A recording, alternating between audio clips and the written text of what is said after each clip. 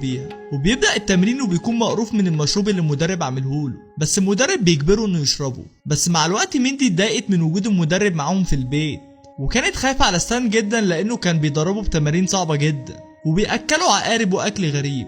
وكمان ستان مبقاش قريب منها ودايما بيتمرن واخر اليوم بينام من التعب، وبتقرر تسيب له البيت وتمشي لانها حاسة انه مبقاش يحبها، وبيقول لها انه مستعد يعمل اي حاجة عشان ما تمشيش، وبتقول له انها عايزة تخلف منه، بس لما بيرفض بتمشي.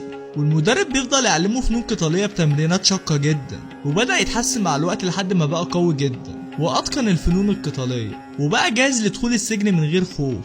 وبيروح هو والمدرب والمحامي بار عشان يحتفلوا، والمدرب بيقوله ان هو يبقى تاني واحد يدربه في حياته، واول واحد دربه ما استعملش القوة دي في حماية نفسه واستعملها في الشر. بعدها ستان بيروح للكابتن اللي كان بيدربه وطرده، وبيتحداه عشان يختبر نفسه بعد ما اتعلم الفنون القتالية، وستان قدر يضربه بكل سهولة.